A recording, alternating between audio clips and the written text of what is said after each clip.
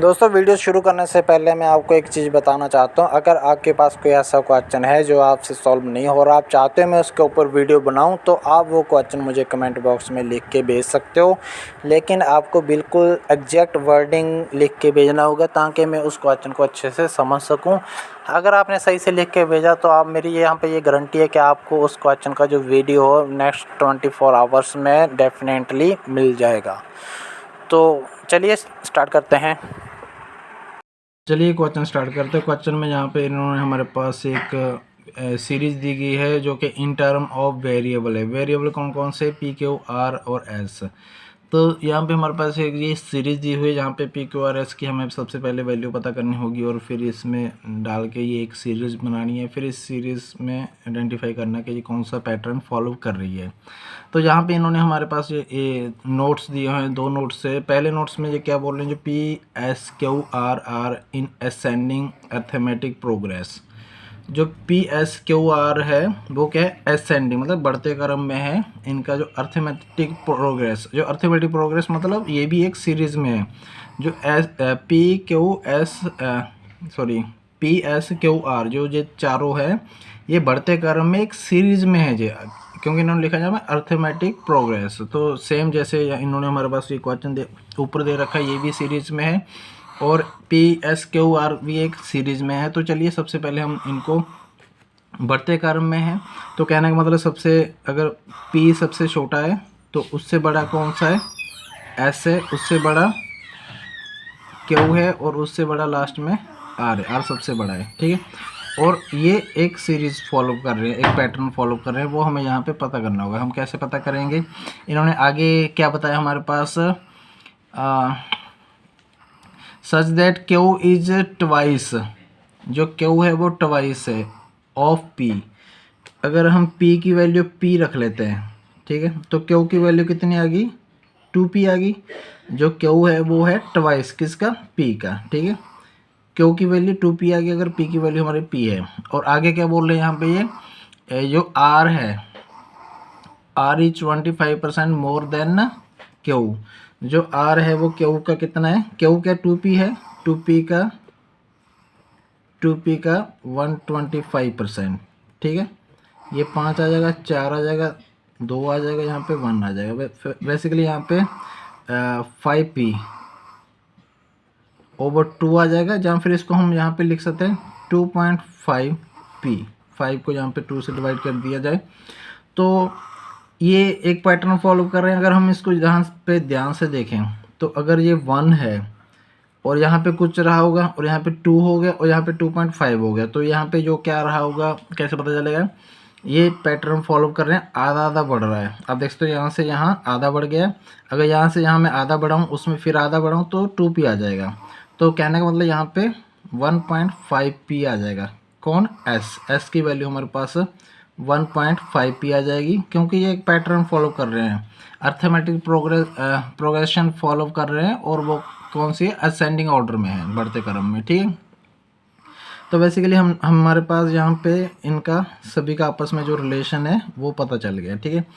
और इन्होंने भी सेकंड जो नोट्स है उसमें क्या दिया है, जो लास्ट टर्म है, last term of the given series 212।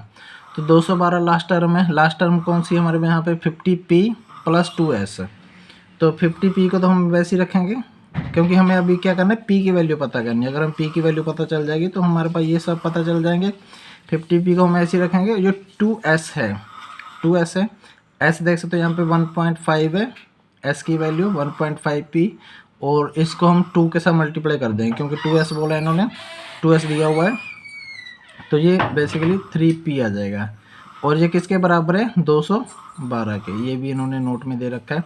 तो बेसिकली यहाँ पे p की वैल्यू आ जाती है 212 ओवर 53। ये कट कटा के कितना? ये 4 पे कट जाएगा। तो p की वैल्यू यहाँ पे मैं यहीं पे लिख देता हूँ, p की वैल्यू 4 आ गई और p की वैल्यू 4 है तो ये कितना हो जाएगा? 6 हो जाएगा। ये 6 हो जाएगा। ये कितना हो जाएगा? 4 इंटू 2 8 हो जाएगा और 4 इंटू 2.5 कितना हो जाएगा? ये 10 हो जाएगा। तो ये हमारे पास पी एस क्यू और आर की यहाँ पे सभी की वैल्यू पता चल गई हमें। तो चलिए अभी हम क्या करेंगे, ऊपर जो इन्होंने जो मेन क्वेश्चन दे रखा वहाँ पे इनकी सबकी वैल्यू डालेंगे और ये जो सीरीज है वो पता कर लेंगे। तो अगर मैं फर्स्ट वाले में यहाँ पे 16p, p कितना है 4 है, 4 इंटू 16 कितना हो जाएगा 64 हो जाएगा, प्लस 6r, r कितना है यहाँ पे 10 है और 6r मतलब 60 हो जाएगा, 60 और 64 प्लस 60 कितना 124 आ जाएगा। ठीक है, ऐसे हम यहाँ पे सेकंड वाली में रख लेंगे 30r है, r की वैल्यू हमारे पास यहाँ पे ऑलरेडी कितनी है 10 है, तो ये कितना हो जाएगा 300 हो जाएगा, माइनस में क्या है यहाँ पे 8p, p कितना 4 है तो ये 32 आ जाएगा बेसिकली। तो ये कट कटा के हमारे पास 268 रह जाएगा।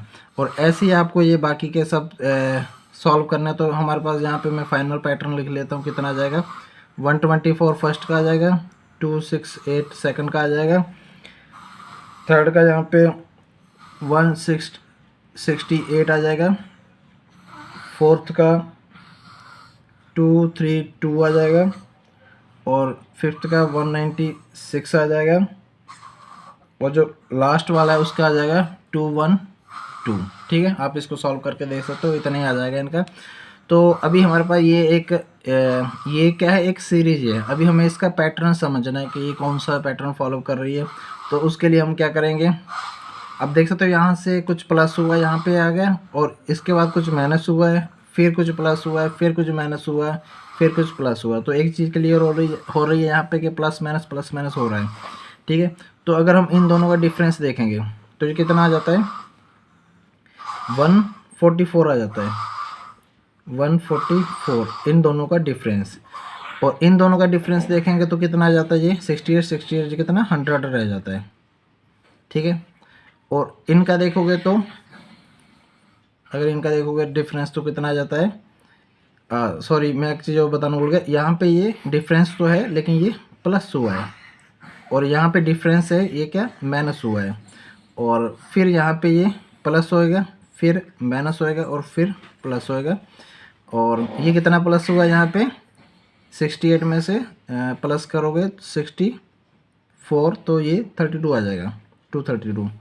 ठीक है, उसके बाद ये माइनस हुआ है, कितना हुआ है 36 हुआ है और फिर से लास्ट में प्लस कितना हुआ है 16 हुआ है, 196 में 16 प्लस करोगे तो ये कितना आ जाएगा 212 हो जाएगा। तो अगर आप इस चीज़ को ध्यान से देखो, ये क्या बन रहा है, एक पैटर्न बन रहा है, ये स्क्वायर बन रहा है, किसका बन रहा है ये 12 का बन रहा है स्क्वायर, ये 10 का, ये 8 का, ये 6 का है और ये कितने का 4 का है। तो ये 2 के गैप पे स्क्वायर बन रहा है। तो यहाँ पे नेक्स्ट जो टर्न आएगी वो कौन सी आएगी 2 का स्क्वायर होगा, 2 का स्क्वायर कितना है 4 है और ये प्लस है तो ये क्या हो जाएगा माइनस हो जाएगा। ठीक है, तो ये माइनस हो जाएगा तो 212 में से माइनस कर दोगे तो कितना हो जाएगा 212 माइनस 4 208। इस क्वेश्चन का जो फर्स्ट क्वेश्चन है उसमें इन्होंने यहाँ पे 7th टर्म के लिए पूछा, तो जो 7th टर्म है वो इस क्वेश्चन की कितनी आ जाती है 208 आ जाती है। उम्मीद है समझ आ गया होगा। कैसा लगा कमेंट करके ज़रूर बताएं। वीडियो देखने के लिए धन्यवाद। जय हिंद।